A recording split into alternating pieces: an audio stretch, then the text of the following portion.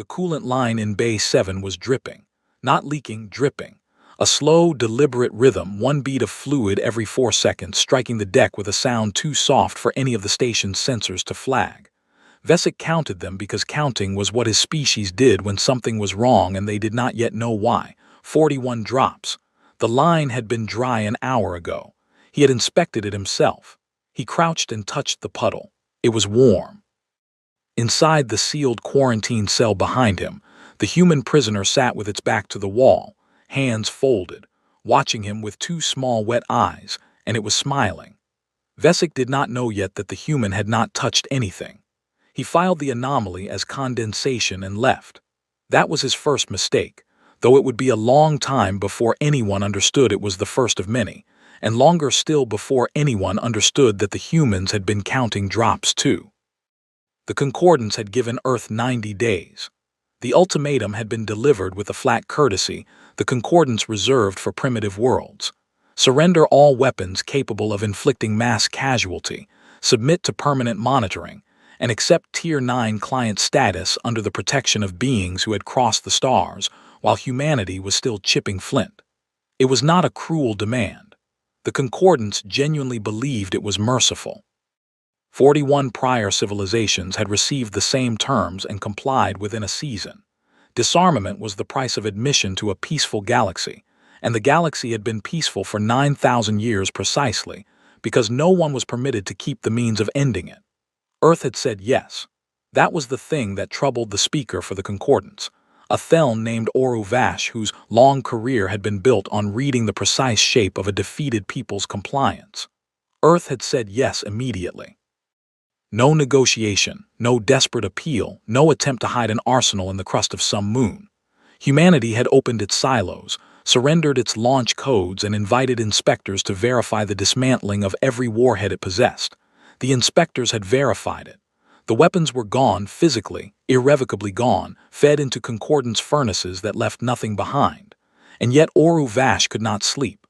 "They gave us everything," she said to her aide on the 9th day after compliance. "Every device. The inspection teams are satisfied. Then the matter is closed, speaker." "Then why," she said, watching the blue marble of Earth turn slowly beyond the viewport, "are they not afraid?" That was the first mystery, though no one called it that yet, a disarmed world that behaved like a world holding something back. The second arrived 11 days later, and it arrived as a single human being walking up the boarding ramp of the Concordance cruiser Patience of Stars with a small bag and no escort. Her name was Dr. Mara Okonkwo, and she had volunteered. The Concordance had requested a human liaison, a specimen in truth, though the word was never used, to live aboard the cruiser and serve as a bridge between species during the transition to client status. They had expected Earth to send a politician, or to refuse. Instead, they got a 43-year-old trauma surgeon from Lagos who had buried a husband and a daughter in the same year, and who, when asked by the boarding officer why she had come, looked up at a being 3 times her height and said, "Because someone should be here who knows how things break." The officer recorded the statement and flagged it as untranslatable idiom. Mara was given a cabin, a translator collar, and the freedom to move through the public decks of the ship. The crew watched her the way one watches an insect that has wandered indoors, with mild curiosity and the assumption that it would soon be gone. She was small. She was soft. She slept 8 hours out of every 26 and could be killed by a sustained drop in cabin pressure that the Theln would barely register. By every metric the Concordance valued, she was the most fragile thing aboard. She spent her first week asking questions, not the questions they expected, not about weapons or politics or whether Earth would be permitted to trade. She asked about the crew. She asked the medical officer how many of them had families. She asked the navigator what his children's names meant. She learned that the Theln did not touch one another in public and that the Varn engineers, the third species aboard, sang to regulate their breathing in low gravity. She remembered all of it. By the end of the week, she could greet 11 members of the crew in their own modes of address, and she did every morning by name. The crew began, without quite deciding to greet her back. Vesic, the security officer who had counted the coolant drops, was the one who noticed it first, and it disturbed him more than the dripping line had. "She is mapping us," he told Oruvash. "She is being polite." "She is mapping us," he repeated. "She knows which of us eat together. She knows that Lieutenant Drawl mourns a clutch mate. She knows that I dislike the smell of the Varn deck and arranges to speak with me elsewhere. In 9 days she has learned the shape of this crew's heart better than I have in 9 years." He paused. "I surrendered my service weapon to her keeping last week, Speaker, as a gesture of trust the Protocol Office suggested. Do you know what she did with it? Returned it, I assume. She handed it back to me the next morning and said she trusted me to hold it better than she could." He looked at his speaker. "A disarmed people sent us a single woman who collects no weapons and gives back the ones she's offered. And I feel," he stopped, because the Theln had no graceful word for it, "I feel surrounded." That was the third mystery, and it was the one that would eat them alive. Humanity had surrendered every weapon, and somehow the most dangerous thing in Concordant space was now a surgeon who had never carried one. For the first month, the Concordants treated all of this as charming. The reports that went up the chain described humanity as emotionally complex, strategically negligible. The Patience of Stars continued its slow circuit of the inner system, cataloging Earth's industry, confirming again and again that the weapons were gone. Oruvash filed the standard assessment. A junior analyst, reviewing Mara's recorded conversations, noted that the humans seemed to be deliberately learning the crew's emotional vulnerabilities and recommended she be confined. The recommendation was overruled. She was one small woman. What could she possibly do? What she did was get to know the prisoner. There was a human in the brig, the one Vesic had watched smile through the coolant drip. He had not come aboard willingly. He was a salvage pilot named Tomas Reyes, taken 3 years earlier when the Concordants first surveyed the system and detained a civilian craft to study its occupant. He had been in the cell ever since, and the Concordants had learned 3 things about him: that he could survive on the nutrient paste they synthesized, that he did not attempt to escape, and that he had stopped speaking entirely in his 2nd year of captivity. He had not spoken a word in 14 months when Mara was finally permitted to see him. She sat outside his cell. She did not ask him to speak. She told him her name and her daughter's name, and she told him what the sky had looked like over Lagos the morning she left, and then she was quiet, and she came back the next day and did the same, and the next and the next. On the 11th day, Tomas Reyes lifted his head and said, in a voice like a door that had rusted shut, "What month is it?" The Concordance was monitoring. They heard her answer. They did not understand why it mattered. "It's almost the rains," she said. "On Earth. Almost the rains." And the prisoner, who had not wept in 3 years, put his face in his hands. Oruvash watched the recording 4 times. Why does this distress him? She told him nothing. A season. A weather pattern on a world he will likely never see again. The analyst beside her, a younger Theln named Kedu, who would later be the only one who came close to understanding, said carefully, "Speaker, I have been studying their language. Among humans, to be told the season is not information. It is an act of," he searched, "of keeping." She is telling him he has not been forgotten. That time is still passing for him somewhere in a place that loves him. I think it is a kind of weapon. A weapon. They do not seem to distinguish, Kedu said slowly, between holding a thing together and arming it. Oruvash dismissed him. But that night she watched the recording a 5th time, and she noticed something the analysts had missed because they had been watching the prisoner's face and not his hands. While Mara spoke, Tomas Reyes had been tapping his finger against his knee. A slow, deliberate rhythm. 1 tap every 4 seconds. The same rhythm as the coolant drops in Bay 7. She told herself it was coincidence. The brain of a hunting species sees patterns in noise. This was a known cognitive flaw, well documented, nothing more. She filed the observation and did not assign it. That was the second mistake, and unlike the first, she would live long enough to understand it. The trouble began in earnest in the 3rd month, and it began with the engines. The Patience of Stars suffered a cascade failure in its primary drive, a fault in the containment lattice that should have been impossible, a 1 in 9 billion harmonic resonance that no concordance vessel had experienced in 4 centuries of service. The ship dropped out of its orbit and began a long, slow fall toward Earth's atmosphere. The Varn engineers worked for 30 hours and could not isolate the fault. The drive was not broken in any way their diagnostics could name. It was simply singing a frequency that tore itself apart, and they did not know why, and the ship was falling. Mara found Vesic in the corridor outside engineering, and she said, "Let me look. You are a healer of bodies, not machines." "A containment lattice is a body," she said. "It has a rhythm. It's gone arrhythmic. I've been listening to it through the deck for 2 days." She held up one small hand. "May I see the harmonic logs?" He should have refused, instead, and he would never be able to explain why, except that she had spent 3 months learning the exact frequency of his trust. He showed her. She found it in 40 minutes. The resonance was not random. It was being driven by a feedback loop in the coolant system, a loop that had begun, the timestamps showed, exactly 90 days ago. The day Earth surrendered its weapons. The day she came aboard. She did not say this part out loud.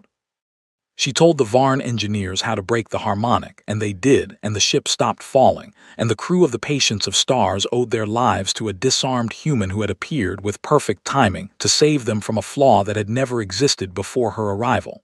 The Concordance gave her a commendation. Vesic gave her a question. He came to her cabin that night alone, which was forbidden, and he said, "You knew where to look." "I listened." "You knew the day it started." "I saw your face when you read the timestamp." His voice was very low. "Did your people do this?" Mara was quiet for a long moment. When she answered, she did not lie, and that was the most frightening thing of all. "I don't know," she said. "I genuinely don't. They never tell us the whole plan. That's how it survives." She looked up at him. "Vesic, if I knew and I told you, I'd be a danger to you.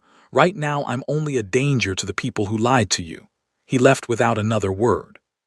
He spent the night counting drops that were no longer falling. This was the first reinterpretation, and it rippled backward through everything. The Concordance had recorded 90 days of a fragile woman learning names and comforting a prisoner and asking about children.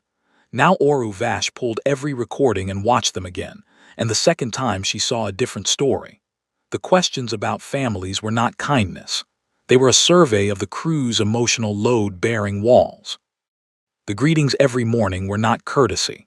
They were a slow, patient demonstration that the crew's loyalties could be touched from the outside. And the prisoner who tapped a rhythm that matched a fault that nearly killed them all. "She has been transmitting," Oru Vash said. "The whole time, through him, through us.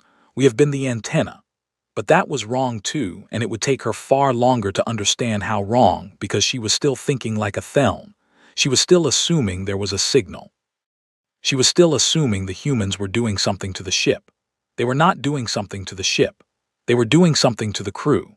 The Concordance made its decision in the 4th month. Humanity had concealed a capability, a method of remote sabotage that violated everything known about the physics of secure systems, and Earth's compliance had been a lie. The order came down from the Concordance core worlds, relayed through Oru Vash because she was the speaker and the responsibility was hers.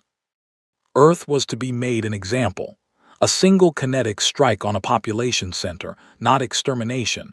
The Concordance did not exterminate, that was the entire point of disarmament, but a demonstration. A city, in exchange for the lie.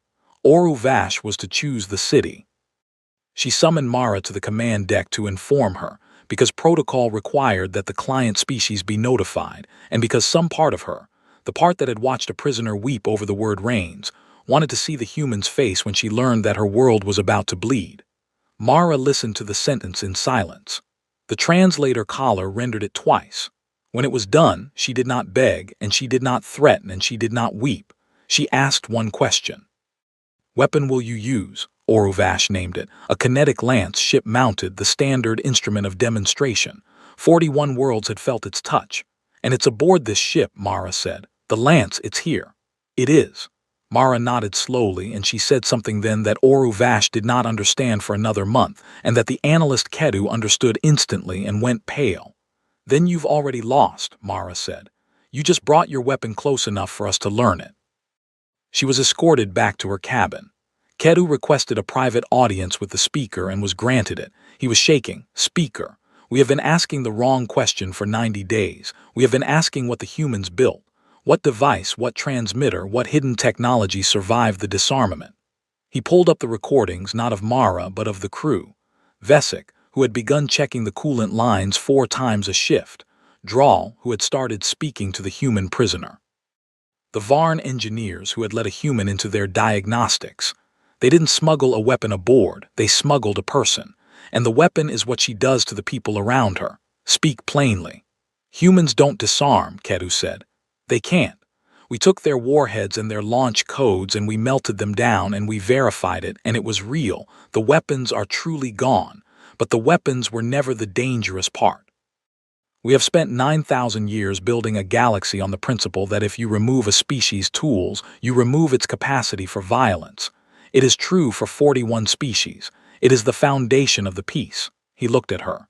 It is not true for them. You cannot disarm a human speaker because the human is the weapon. The tools were just the part we could see. Oru Vash was quiet. Then what did Earth surrender? The part that frightened them, Ketu said softly. The part that could kill a planet by accident.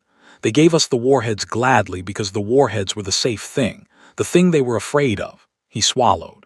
They kept the dangerous part, and then they put it on a ramp with a small bag and sent it to live inside our ship, and we let it in because it was small and it learned our children's names. This was the mid-story turn, and it reframed everything. The surrender had not been a defeat or a lie. It had been a delivery. Earth had not been disarmed. Earth had been let off its leash. And the first thing it did was send a single surgeon to teach an entire crew, gently, one name at a time, that the people who claimed to protect them were preparing to murder a city. Because here is what Mara Okonkwo had actually been doing for 3 months. She had not sabotaged the engine. The harmonic fault had been real, an accident of stress and age, and she had genuinely saved them. But in saving them, she had let Vesic watch her find the timestamp. Let him reach the wrong conclusion. Let the fear of human capability take root in his mind, because a frightened crew watches everything, and a crew that watches everything eventually sees the truth about its own commanders. She had told the prisoner the season because a man who remembers he is loved becomes a man who can speak, and a man who can speak becomes a witness. And Tomas Reyes had been telling the Varn engineers, in the long, quiet hours, exactly how the Concordance had taken him. A civilian, unarmed, studied like an animal for 3 years. She was not transmitting a signal. She was transmitting a doubt. And it had spread through the crew of the Patience of Stars the way warmth spreads through a body, slowly, from the extremities inward, until the day the speaker announced she would burn a city, and discovered that her own crew had gone quiet in a way that had nothing to do with obedience. The order was given at the start of the 4th month's final week. Oru Vash chose the city. She would not record which one, even in her own logs, a small cowardice she would carry forever, and she instructed Lieutenant Draal to arm the kinetic lance. Draal did not move. Lieutenant, arm the lance. Draal, who had a dead clutch mate who had spent 6 weeks speaking through a cell wall to a human who knew what it was to be caged, looked at the speaker and said, "Speaker, I have a question first. When we took the human Reyes from his civilian craft 3 years ago, was he armed?" The command deck went still. "That is not relevant to the order." "He was not," Draal said. "I have read the seizure log. The human in our brig committed no crime and carried no weapon, and we have held him for 3 years, and we are about to kill a city because we are afraid of his species." Draal's voice did not rise. "I have spoken with him every day for 6 weeks. He asked me once what my clutch mate's name was. No one in the Concordance has ever asked me that. A prisoner asked me that." Draal's hands moved away from the lance controls. "I will not arm it." Vesic stepped forward. "Nor will I," and one by one, in the silence of the command deck, the crew of the Patience of Stars declined to murder a world, not because a human had forced them, not because of any weapon, but because for 90 days a small soft woman who slept 8 hours and could be killed by a pressure drop had been quietly teaching them that they were people, and that people who knew each other's children's names did not burn cities to prove a point. Oru Vash understood, then, the true shape of the thing in her ship. "This is the weapon," she said, not in horror, in something closer to awe. "This is what we let aboard, not a device." She had no word. She used the human one, a conscience. She armed the lance herself. She had to. She was the speaker, and the responsibility was hers. And 9,000 years of peace rested on the principle that disarmament worked, that a species without weapons was a species without violence. And if humanity proved that false, then the entire foundation of the galaxy was a lie. And 41 disarmed worlds, who had given up their teeth on the promise that the Concordance would keep the strong from the weak, would learn that the strong had simply learned to call themselves protectors. Armed the lance to save the lie. She understood that, even as she did it, she was not the villain of this story, she was its most tragic believer. And Mara Okonkwo, who had been brought to the command deck to watch, said the last thing anyone expected. "Don't," she said. "Not because you'll lose, because you'll win." She stepped toward the speaker, small and unarmed and unafraid. "If you fire, Earth doesn't retaliate. We don't have the weapons anymore. We gave them to you, remember. You melted them down. There will be no war, no fleet, no vengeance." Her voice was very quiet. "There will only be a city of 40 million people who did nothing, and a galaxy of 41 disarmed worlds who will finally understand what their surrender actually bought them. You won't be killing a city, speaker. You'll be teaching every client world in the Concordance the one thing you've spent 9,000 years hiding from them, that the peace was never for them.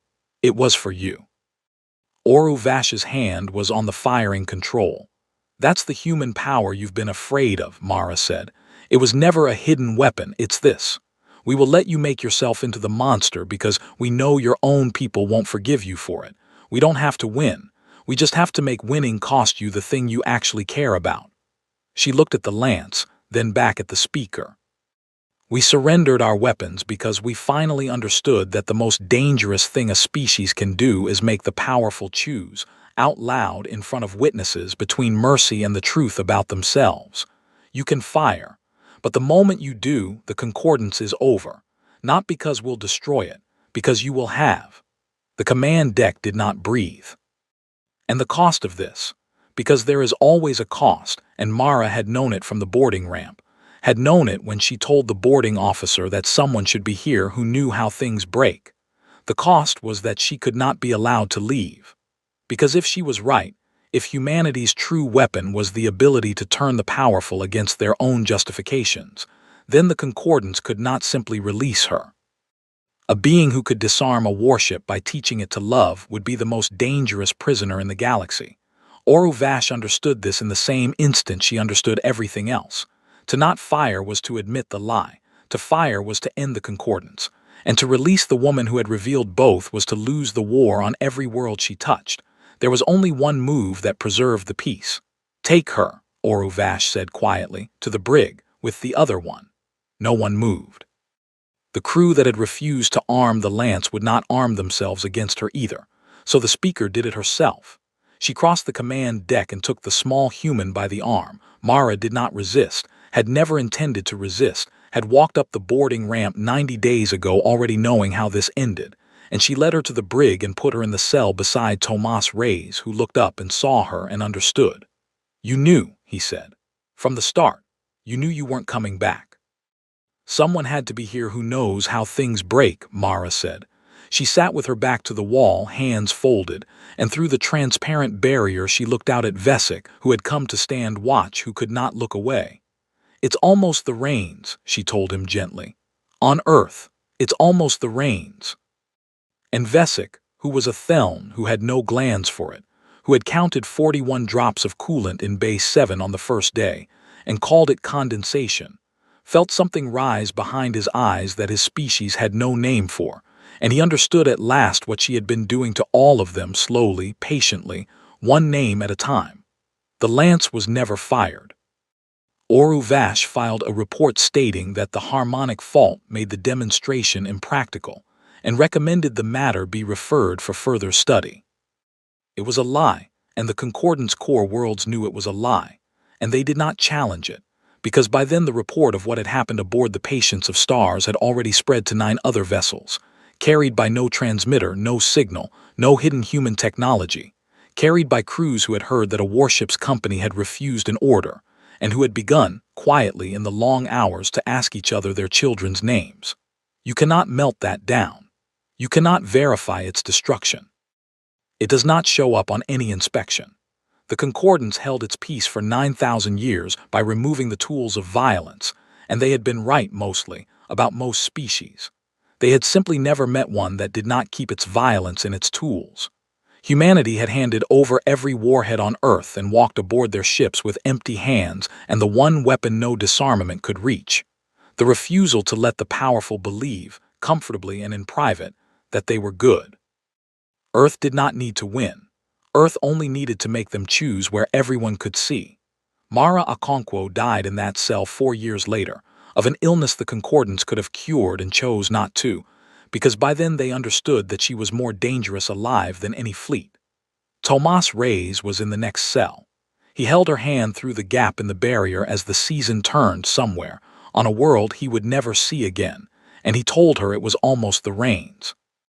And Oru Vash, who outlived them both, who never fired the lance, who watched the Concordance she had served all her life slowly unmake itself as world after world, remembered that it had once had teeth and asked, quietly, why it had given them up.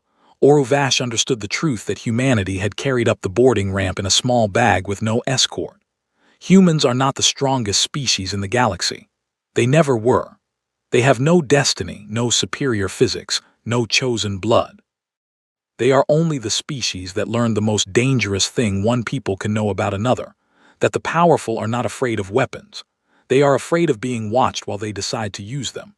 And so they sent us a witness. She is still watching.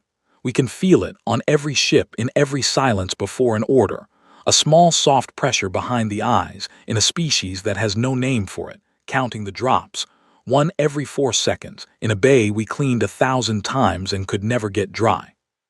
It's almost the rains. It is always now almost the rains.